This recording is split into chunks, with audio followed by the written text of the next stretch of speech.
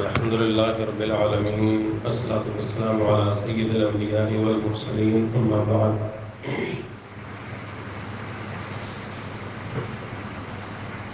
29واں روزہ ہے 29ویں پارے میں 11 صورتیں ہیں جس میں پہلی صورت سورۃ الملک ہے۔ اس صورت کو سورۃ الملک بھی کہتے ہیں، سورۃ التبارک بھی کہتے ہیں۔ یہ وہ صورت ہے نبی صلی اللہ علیہ وسلم نے فرمایا، سیدنا ابو ہریرہ رضی اللہ تعالیٰ عنہ روایت کرتے ہیں کہ نبی علیہ السلام روزانہ اس صورت کو رات کو سونے سے پہلے پڑھا کرتے تھے، ایک یہ اور ایک الف لام میم تنزیل استحیدہ صورت۔ اور دوسری ایک حدیث میں فرمایا کہ جو بندہ روزانہ رات کو یہ صورت پڑھے گا تو یہ صورت اس بندے کے لیے اللہ کے ساتھ جھگڑے گی اور جنت میں داخل کر کے دم لے گی۔ رات کو کوشش کر کے ہمیں اس صورت کو پڑھنے کی زندگی کی روٹین بنانی چاہیے۔ عشاء کے بعد یہاں نماز پڑھیں تب پڑھ لیں، گھروں پہ بستر پہ بیٹھ کے زبانی یاد کر لیں تو ویسے ہی آدمی پڑھ لیتا ہے، بڑی فضیلت ہے اس کی۔ اس صورت میں اللہ کریم نے فرمایا ہے کہ میں نے 7 آسمانوں کو پہ در پہ تہ در تہ پیدا کیا ہے۔ جیسے میں نے یہ آسمان بنائے ہیں، یہ زمین بنائی ہے، یہ کائنات بنائی ہے، ما تری فی خلق الرحمن من تفاوت، تم دیکھو، نظر دوڑاؤ کہ آسمانوں میں کوئی کمی ہے، زمین کی بناوٹ میں، کائنات کی تخلیق میں کوئی کمی ہے؟ فرجع البصر، ایک دفعہ نہیں دوسری مرتبہ پھر دیکھو، نظریں لٹا کے دیکھو، ہل تری من فطور، کیا کوئی کمی بیشی تمہیں نظر آتی ہے اس میں؟ پھر تم ایک دفعہ اپنی آنکھوں کو آسمان کی طرف اٹھاؤ، اس میں کوئی شگاف، کوئی سوراخ، کسی قسم کا کوئی اور کمی، کوئی نقص تم دکھاؤ۔ ینقلب الیک البصر خاسئا وہو حسیر، فرمایا کہ جو کوئی جتنی مرتبہ بھی آسمان کی طرف اللہ کی تخلیق کو دیکھے اور پھر اس میں کوئی نقص نہیں نکال سکے گا، بالآخر اسی بندے کی نظریں ذلیل و رسوا ہو کے واپس آ جائیں گے، لیکن اللہ کی تخلیق میں کوئی کمی نہیں دکھا سکے گا۔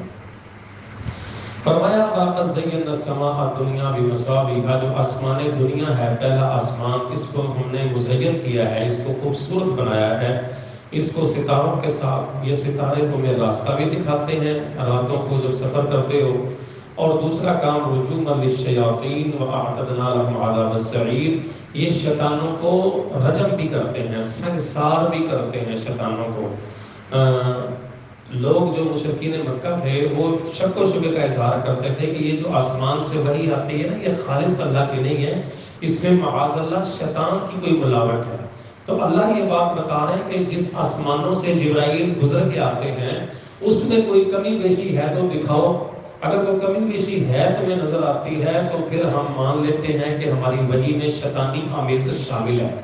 اگر وہ نہیں ہے تو پھر تمہیں مان لینا چاہیے کہ یہ ستارے ہم نے اس لیے بنائے ہیں کہ ان کی ڈیوٹی ایک ہے روشنی کرنا، اور دوسری ڈیوٹی ہے کہ جو شیطان آسمان کی طرف ایک دوسرے کے کندھوں پہ کھڑے ہو کے اللہ کی خبروں کی ٹو لگاتے ہیں،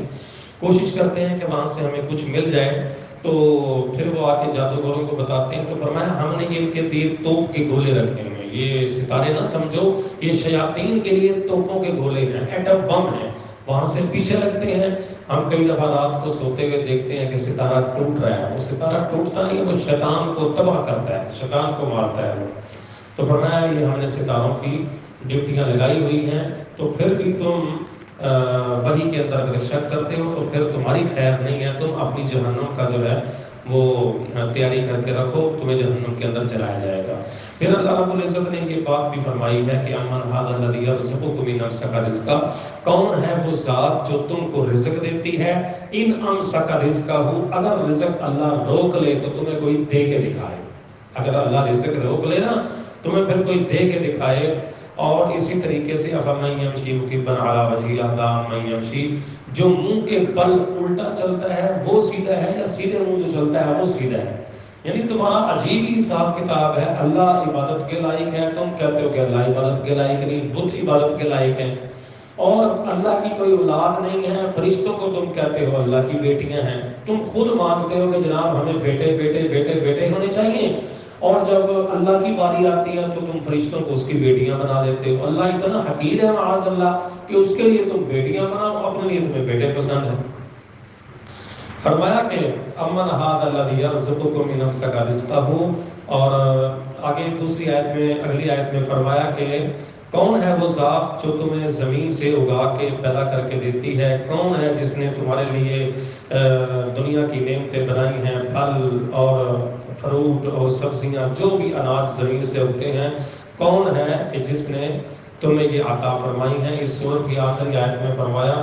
کہ قُلْ أَرَأَيْتُمْ إِنْ أَصْبَحَ مَاؤُكُمْ غَوْرًا فَمَنْ يَأْتِيكُم بِمَاءٍ مَّعِينٍ، کون ہے، کیا تم دیکھتے ہو کہ اگر پانی تمہارا چلا جائے زمین سے، جو کہ ابھی مسلسل نیچے جا رہا ہے، ہم آج سے کچھ 20-30 سال پہلے دیکھتے تھے تو 25 سے 28-30 فٹ کے فاصلے میں پانی آتا تھا، اب نہیں آتا، اب 40-50-60-70 پہ چلا گیا، اور جو پانی 60-70 پہ آتا بھی ہے تو وہ پانی اتنا صحت کے لیے مفید نہیں ہے،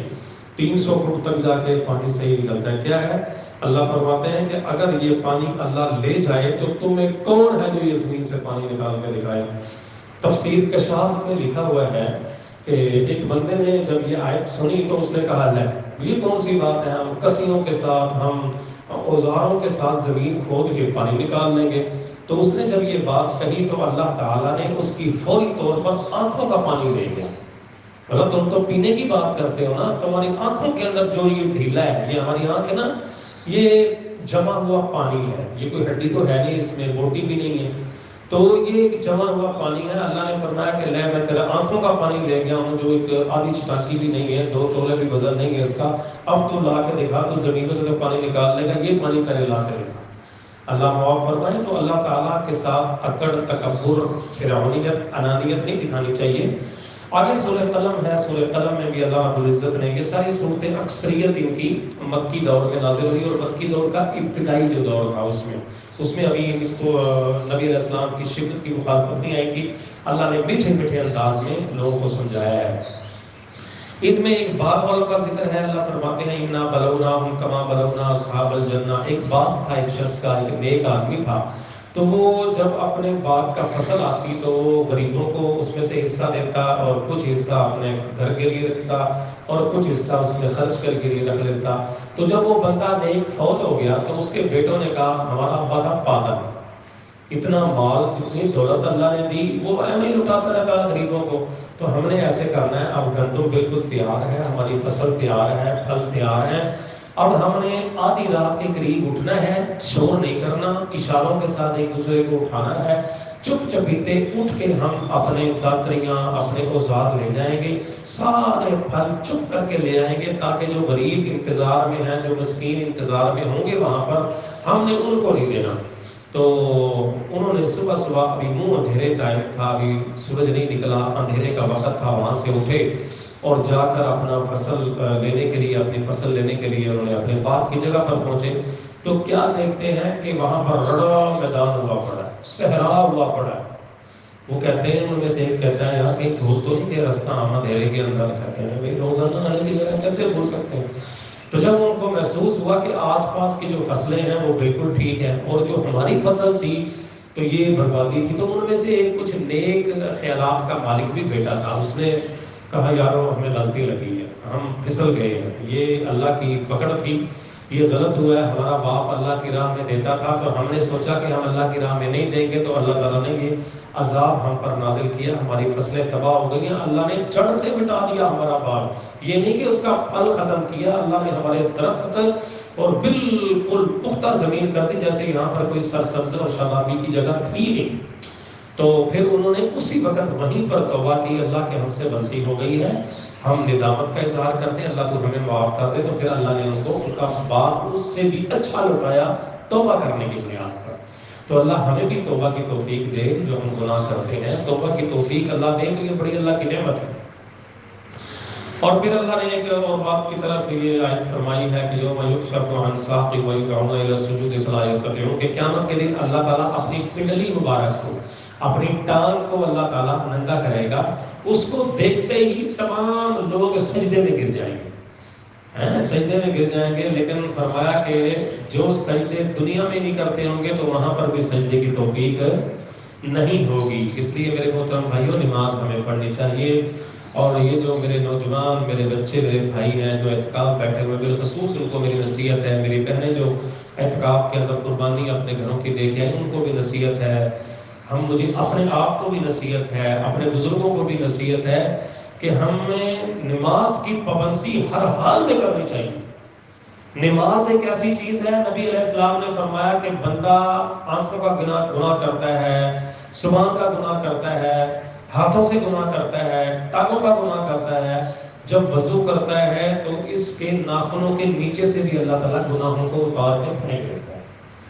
فرمایا کہ تحترقون تحترقون، تم گناہوں کی آگ میں جلتے سڑتے رہتے ہو، گناہ کماتے رہتے ہو، لیکن جب بندہ وضو کر کے آ کے اللہ کے حضور کھڑے ہوتا ہے، رکوع میں جاتا ہے، تو اللہ تعالیٰ اس کے سارے گناہوں کی ٹوکری بنا کے اس کے سر پہ رکھتا ہے قیام میں، اور جب وہ رکوع میں جاتا ہے اس کے گناہوں کی ٹوکری گر جاتی ہے، معنی یہ کہ وہ گناہوں سے پاک ہو جاتا ہے۔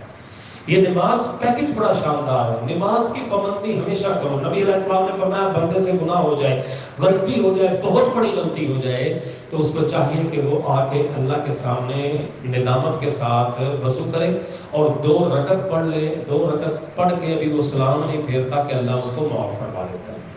تو نمازوں کی پابندی بڑی ضروری ہے۔ جو دنیا میں سجدے نہیں کرتے، قیامت کے دن بھی سجدہ نہیں کر سکیں گے، اور جو قیامت کے دن سجدہ نہیں کر سکیں گے، یاد رکھو وہ جنت میں بھی نہیں جا سکیں گے۔ اس لیے میرے محترم بھائی اس کی بڑی پابندی کیا کریں۔ آگے سورۃ الحاقہ ہے، سورہ حاقہ، اس کا قیامت کا نام ہے، الحاقہ ملحاقہ، قیامت لرزتی ہوئی،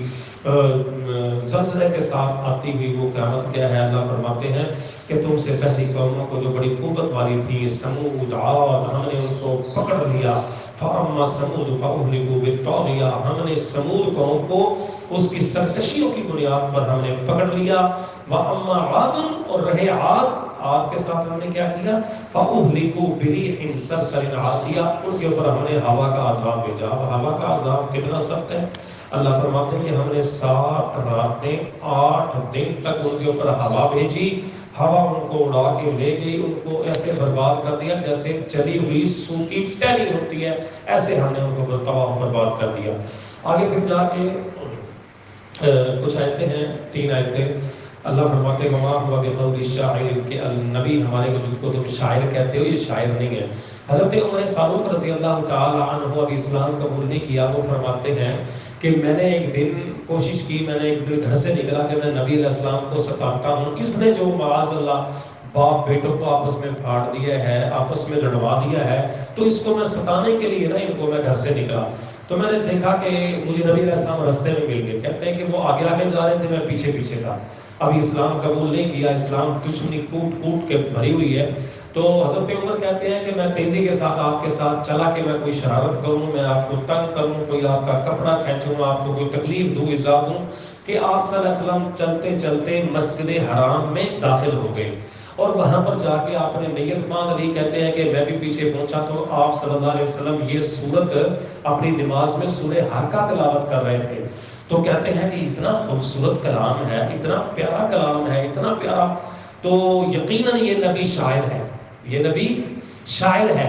جب یہ بات کہی حضرت عمر فاروق نے اپنے دل میں سوچ رہے ہیں، تو نبی علیہ السلام نے یہ آیت پہ پہنچ چکے تھے وَمَا هُوَ بِقَوْلِ شَاعِرٍ، یہ نبی ہے، شاعر نہیں ہے۔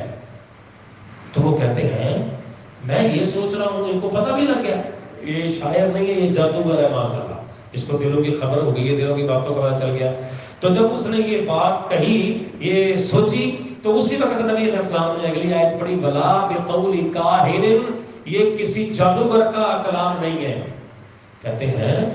یہ جادوگر کا کلام نہیں ہے، ان کو یہ پتہ لگ گیا جادوگر نہیں ہے۔ تو عمر فاروق کہتے ہیں کہ پھر میرے دل میں آیا کہ پھر یہ آخر ہے کلام کس کا؟ نبی علیہ السلام نے اگلی آیت پڑھی تنزیل من رب العالمین، یہ رب کی طرف سے آسمانوں سے نازل شدہ کتاب ہے، کہ کسی کا بنایا ہوا کلام نہیں۔ کہتے ہیں کہ اس دن اسلام کے بارے میں تھوڑی سی نرمی میرے دل کے اندر آ گئی تھی، پھر اسلام قبول آگے جا کے کیا۔ اس صورت میں اللہ رب العزت نے جنتیوں کا بیان کیا ہے کہ جن لوگوں کو ہم قیامت کے دن دائیں ہاتھ میں نامہ اعمال دیں گے تو وہ لوگوں کو دکھاتا پھرے گا، اب دیکھو میرا رزلٹ، اور میری فرسٹ پوزیشن، اور میری سیکنڈ پوزیشن، میری تھرڈ پوزیشن، لوگوں کو دکھاتا پھرے گا، دیکھو میرے پڑھو، میرے کتنی نیکیاں تھیں۔ تو اللہ فرماتے ہیں کہ وہ کہے گا انی ظننت انی ملاق حسابیہ، کہ میں گمان کرتا تھا کہ میں نے اللہ سے ملاقات کرنی ہے، میں نے کچھ تیاری کی ہوئی تھی۔ تو اللہ فرمائے گا کہ جا تو جنت میں مجھے مار، جنت عالیہ کے اندر بلند جنت میں جا کے مزے کر، اس کے جو وہ پھل کھا جو دانیتن، جو نزدیک ہے، یعنی تو سوچے گا وہ تیرے نزدیک پہنچ جائیں گے، چک مار کے کھا لینا، تیرے کو ہاتھ بھی بڑھانے کی ضرورت نہیں ہے، پھل تیرے حکم کے ہوں گے تو تم ایسے ہی کھانا پینا۔ اللہ فرمائیں گے کہ کلوا واشربوا ہنیئا بما اسلفتم فی الایام الخالیہ، کھاؤ پیو اس دنوں کے بدلے میں جب تم دنیا کے اندر جو گزار کے آئے ہو۔ اور دوسری طرف کیا ہوگا، جس کو الٹے ہاتھ میں دیا جائے گا نامہ اعمال گناہوں کا، وہ کہے گا فیقول یا لیتنی لم اوت کتابیہ، ہائے کاش آج کے دن میرا رزلٹ مجھے نہ ملتا، میں فیل ہو گیا ہوں، میں سارے پیپروں کے اندر برباد ہو گیا ہوں، سب کے اندر میری جو ہے کمپارڈ آئی ہے، مجھے نہ ہی آج ملتا، نہ میں آج حساب کتاب اپنا دیکھتا، ہائے کاش نہ مجھے دنیا نے فائدہ دیا، نہ دنیا کی بادشاہت نے فائدہ دیا۔ اللہ فرمائیں گے خذوہ فغلوہ، اس کو پکڑ لو، جکڑ لو، باندھ لو، اس کو زنجیروں کے اندر جکڑ کے 70 ذراعا فاسلکوہ، اس کو 70 گز لمبی ہاتھ 210 فٹ لمبی زنجیر کے اندر جکڑ کے اس کو جہنم کے اندر ڈال دو۔ اللہ ہمیں اس سے محفوظ فرمائے۔ آگے سورۃ المعارج ہے، سورۃ المعارج میں اللہ نے بیان کیا ہے کہ یہ قیامت آئے گی، 50,000 سال کا دن ہوگا، لوگوں تم نیکیاں کر لو، اور مومنوں کی نشانی یہ ہوتی ہے کیا کہ وہ مومن نمازیں بھی پڑھتے ہیں، اللہ کی نمازوں پر دائمی کرتے ہیں، ہمیشگی کرتے ہیں، اپنے مالوں کو اللہ کی راہ میں خرچ کرتے ہیں، مانگنے والوں کو محروم نہیں کرتے، ان کے چکے نہیں اتارتے، مانگنے والوں کو دے دیتے ہیں، ان کو ڈانٹتے ڈپٹتے نہیں ہیں، صدقہ دیتے ہیں اس امید میں کہ کل قیامت کو ہم نے ملنا ہے، یہ صدقہ تھوڑے سے روپے دیے ہوئے کل قیامت کے دن اللہ ہمیں دے دے گا۔ تو فرمائیں یہ مومنوں کی نشانی۔ آگے سورۃ نوح ہے، سورۃ نوح کے اندر اللہ نے حضرت نوح علیہ السلام کے واقعات کا تذکرہ کیا ہے۔ اس میں ایک آیت ہے، فرمایا کہ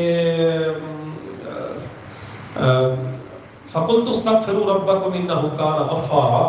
کہ استغفروا ربکم، تم اللہ سے استغفار کرو وہ تمہیں معاف کر دے گا، پھر تمہیں 4 انعام دے گا۔ استغفار کرنے کے کتنے انعام ہیں؟ 4۔ یرسل السماء علیکم مدرارا، آسمانوں سے بارش برسائے گا، تمہاری زمین کے اندر فصل ہوگی، تمہیں فائدے ہوں گے۔ وَيُمْدِدْكُمْ بِأَمْوَالٍ، مال دے گا، دوسرا انعام۔ تیسرا وَبَنِينَ، بیٹے دے گا۔ اور چوتھا وَيَجْعَلْ لَكُمْ جَنَّاتٍ وَيَجْعَلْ لَكُمْ أَنْهَارًا، تمہیں جنت اللہ تعالیٰ دے گا۔ حضرت امام حسن بصری رحمۃ اللہ علیہ کے پاس ایک مجلس میں ایک بندہ آیا، اس نے کہا جی میرے پاس نہ اولاد نہیں ہے، میرے لیے نہ دعا کرے اللہ مجھے یہ میٹھا کھلاؤ، میٹھا پھل عطا فرما دے۔ تو انہوں نے کہا تو استغفار کر، وہ چلا گیا۔ ایک بندہ آیا، اس نے کہا یہ بڑا غریب، بڑا مسکین، پلے کچھ نہیں ہے، کھانے کو کچھ نہیں ہے، بھوکے مر گئے، بچے بھوکے مر گئے، قحط کاٹ رہا ہوں، غربت ہے۔ تو فرمایا کہ جا کے استغفار کر۔ جب وہ بھی چلا گیا، لوگوں نے کہا کہ جناب حضرت صاحب یہ آپ نے کیا کیا، ایک بندے کے پاس روزی رزق نہیں ہے اس کو بھی آپ نے استغفار کا کہا، ایک بندے کے پاس جناب اولاد نہیں ہے تو اس کو بھی آپ نے یہ کہا۔ اس نے کہا میں نے اپنے پاس سے نہیں کہا، میں نے قرآن سے یہ کہا ہے۔ تو انہوں نے یہ آیت پڑھی کہ بندہ استغفار کرے، جس کے پاس مال نہ ہو، دولت نہ ہو، تنگی ہو، اولاد نہ ہو، اور وہ یہ لینا چاہتا ہو تو اللہ کے ساتھ توکل کے ساتھ بھروسے کے ساتھ یہ کام کرے، انشاءاللہ العزیز اللہ ان کو 4 انعام دے گا، جب تک اس کو موت نہیں آئے گی جب تک اس کو یہ 4 انعام مل نہیں جائے گا۔ چوتھا انعام جنت والا ہے، لیکن دنیا کے بھی اللہ باغات دے دے گا۔ تو یہ اللہ رب العزت نے فرمایا۔ اس میں پھر اللہ نے یہ بات بھی بیان فرمائی ہے کہ ود، سوا، یغوث، یعوق و نصر کس طریقے سے انہوں نے ان کی امت میں، ان کی قوم میں شرک کا آغاز ہوا تھا۔ آپ کو پتہ ہے نا، شرک سب سے پہلے حضرت نوح علیہ السلام کی قوم میں ہوا تھا۔ شرک کیسے شروع ہوا تھا؟ مختصراً نیک لوگ تھے یہ، جو اللہ نے 5 بزرگوں کا ذکر کیا نا، یہ بزرگ تھے، انسان تھے، ان کا نام تھا ود، سوا، یغوث، یعوق، نصر۔ یہ بندے تھے نیک، جب یہ فوت ہو گئے نا تو شیطان نے لوگوں کو کہا کہ یار یہ اتنے عبادت کیا کرتے تھے، اتنے نیک بندے تھے، تم ان کی فوٹو اپنے گھر پہ لگا لو، جب ان کی فوٹو لگاؤ گے تو تمہیں یاد آئے گا کہ یہ بڑی عبادت کرتے تھے تو تم بھی عبادت کرو گے۔ پوری ایک نسل کو اس نے یہ سبق دیا، پوری نسل جن کی زندگیوں میں جنہوں نے ان بابوں کو دیکھا ہوا تھا، ان بزرگوں کو، انہوں نے ان کی فوٹو بنوائی اور گھروں کے اندر لگا دی۔ 20 30 40 50 سال وہ نسل وہاں پر رہی، تو وہ عبادت کرتے رہے، ان کو دیکھتے اور کہتے یار یہ بڑی نمازیں پڑھتے، تو وہ بھی نمازیں پڑھنے لگ جاتے۔ جب یہ نسل ختم ہو گئی، شیطان پھر آیا 40 سال کے بعد 50 سال کے بعد، اس نے کہا کہ جب یہ نسل ختم ہو گئی، کہا یہ جو پوتوں کو کہا کہ یہ جو تمہاری تصویریں لگی ہوئی ہیں نا، تمہارے ابے اور دادے جو تھے وہ تو ان تصویروں کی پوجا کرتے تھے، نیک لوگ تھے، تو تم بھی ان کی پوجا کرو، اللہ کے بندوں، کوئی بات ہے تمہیں بڑا، اللہ تمہاری سنے گا نہیں، ان کی موڑے گا نہیں۔ تو ان بندوں نے پھر شرک کیا، پھر ان مورتیوں کی پوجا کرنے شروع ہو گئے، اور پھر ان مورتیوں کو اتار کے ان کی باقاعدہ پتھروں کی مورتیاں بنا کے، اس طرح امت کے اندر حضرت نوح علیہ السلام کی امت میں یہ شرک شروع ہوا تھا اور پھر آگے تک چلا گیا۔ آگے پھر سورہ جن ہے، سورہ جن کے اللہ نے فرمایا کہ جنوں کا آپ صلی اللہ علیہ وسلم ایک سوکھے عکاظ یمن سے واپس آ رہے تھے، طائف سے واپس آتے ہوئے آپ نے فجر کی نماز پڑھائی، تو فجر کی نماز میں ایک جنوں کا گروہ جا رہا تھا، تو وہاں پر نبی علیہ الصلوۃ والسلام نے تلاوت کی تو وہ رک گئے اور انہوں نے اسلام قبول کیا۔ اس میں ایک آیت اللہ نے فرمائی ہے وَأَنَّهُ كَانَ رجال من الانس یعوذون برجال من الجن فزادوهم رہقا، کہ یہ جو جن ہے نا، یہ جن انسانوں سے زیادہ طاقتور نہیں ہے، لیکن یہ گھمنڈی کیسے بنے، تکبر والے کیسے بنے کہ جس وادی میں مسلمان لوگ انسان سفر کرتے نا، تو اس وادی میں رات کو ٹھہرتے تو مخاطب کر کے آسمان کی طرف کر کے کہتے اور بھائی جنوں، ہم رات کو یہاں ٹھہرنے لگے ہیں، ہمیں کوئی نقصان نہ دینا، ہم تمہاری بادشاہی میں آئے ہیں، تمہاری پناہ میں آئے ہیں۔ جب یہ بات کرتے تو ٹھکانے ان کے انہی علاقوں میں تھے، جن باہر خوش رہتے، آبادیوں میں خوش نہیں رہتے، تو ان کو اللہ فرماتا ہے ان کو گھمنڈ آ گیا، تکبر آ گیا کہ یہ انسان ہم سے ڈرتے ہیں، اس لیے انہوں نے کہا، ورنہ فرمایا کہ جن اور انسان ایک جیسی طاقت والے ہیں۔ اور یاد رکھیں جو بندے ہم وقت نماز پڑھتے ہیں، صبح شام کے اذکار کرتے ہیں، ان کے گھروں میں جن داخل ہی نہیں ہوتے، اگر ہو جائے چھوٹا موٹا تکلیف نقصان دے دے تو اللہ کی قسم کو کبھی کبھار تھوڑا بہت دیتے ہیں، مسلسل عبادت کے ساتھ جن دفع رفع ہو جاتے ہیں۔ یہ ان کے اوپر جان کام چلتا ہے ان کا، جو عقیدے کے کمزور ہوتے ہیں، جو ایمان کے کمزور ہوتے ہیں، جو کپڑوں کے ناپاک ہوتے ہیں، جو جسم کے ناپاک ہوتے ہیں، جو روح کے ناپاک ہوتے ہیں، روح کے ناپاک ہوتے ہیں، ان کے اوپر جنات کا اثر ہوتا ہے۔ جو نمازی گھرانے ہوتے ہیں، ہر وقت قرآن پڑھتے ہیں، ان کے اوپر ان کی بدماشیاں نہیں چلتی۔ آگے سورہ مزمل ہے، مزمل میں اللہ نے فرمایا کہ اے نبی رات کو کچھ اٹھ کے اللہ کی عبادت کیا کرو، بڑے فائدے ہیں اس کے۔ آگے سورہ مدثر ہے، مدثر میں بھی اللہ رب العزت نے یہی بیان فرمایا ہے کہ اٹھئے اب اپنے کھلے عام لوگوں کو دعوت دیجئے۔ اور آگے سورہ قیامہ، سورہ طہر کا بھی یہی موضوع ہے، سورہ مرسلات کا بھی۔ سورۃ الدہر میں تو اللہ نے یہ فرمایا کہ کیا انسان کے اس کو ہم نے پیدا کیا ہے، اس انسان کو دنیا میں بھیجا ہے، اس کو اس وقت ہم نے عزت دی ہے، لم یکن شیئا مذکورا، جب یہ کسی چیز کے قابل ہی نہیں تھا۔ کیا قابل نہیں تھا؟ ایک پانی کے قطرے کے ساتھ تھا، اس کے پانی کے قطرے کے ساتھ انا خلقنا الانسان من نطفۃ امشاج، میاں بیوی کے ملاپ کے نطفے سے ہم نے انسان کو پیدا کیا ہے، فجعلناہ سمیعا بصیرا انا ہدیناہ السبیل اما شاکرا و اما کفورا، ہم نے اس کو ہدایت کا راستہ دکھایا ہے، بتا دیا ہے یہ جنت کا راستہ ہے، یہ جہنم کا راستہ ہے، اما شاکرا، چاہے تو شکر کر، چاہے تو کفر کر، اللہ نے اختیار دے دیا۔ فرمایا تیری اوقات اتنی گندی تھی، تیری تخلیق اتنی گندی تھی، تیری پیدائش اتنی گندی تھی، تو سوچ تو تجھے اپنی اوقات کا پتہ چلے۔ تو یہ اللہ نے یہ باتیں بتانے کے بعد توجہ دلائی ہے کہ ایک اللہ کی عبادت کرو گے تو بچو گے، وگرنہ تمہارے لیے تباہی اور بربادی ہے۔ اللہ سے دعا ہے اللہ عمل کی توفیق عطا فرمائے۔